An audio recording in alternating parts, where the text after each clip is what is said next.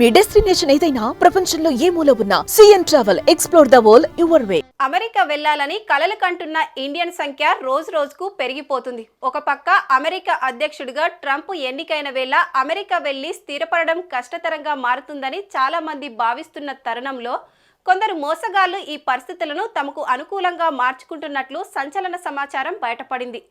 Email, phone ద్వారా జరుగుతున్న మోసపూరిత పద్ధతులను హైలైట్ చేస్తూ అప్రమత్తంగా ఉండాలని, సోషల్ మీడియాలో జరుగుతున్న ఈ మోసాలతో జాగ్రత్తగా ఉండాలని United states citizenship and immigration services హెచ్చరిక జారీ చేసింది.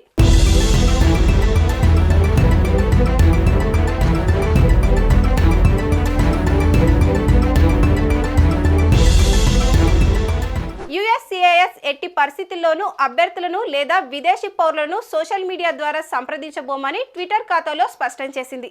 అమెరికాలో నివసించడానికి, పని చేయడానికి లేదా చదువుకోవాలని కోరుకునే వారిని టార్గెట్ చేస్తూ జరుగుతున్న స్కామ్లలో భారీ పెరుగుదల నమోదైందని ఇందులో పేర్కొన్నారు. నవంబర్ 2024లో H-1B వీసా పొందేందుకు నకిలీ జాబ్ ఆఫర్లతో నిందితులు USCISకి ఉద్యోగ వివరాలు, జీతాలను తప్పుగా సూచిస్తూ తప్పుడు పిటిషన్లను సమర్పించారని 3 భారత సంతతి వ్యక్తులపై అభియోగాలున్నాయి.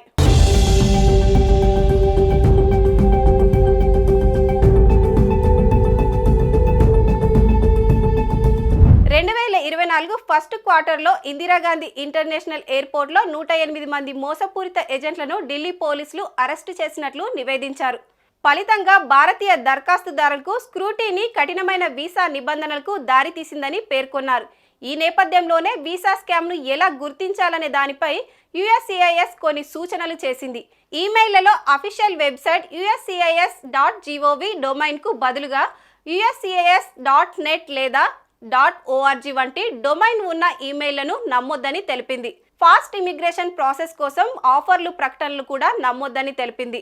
మై USCISలో కాకుండా పర్సనల్గా లేదా వేరే మార్గంలో డబ్బులు చెల్లించినా మోసపోతారని USCIS దరఖాస్తుదారులను హెచ్చరించింది.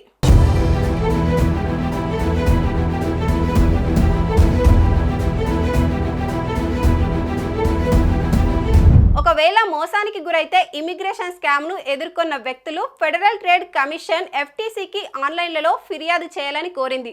బాధితులు స్థానిక, రాష్ట్ర ఇమిగ్రేషన్ అధికారులను కూడా అప్రమత్తం చేయాలని తెలిపింది.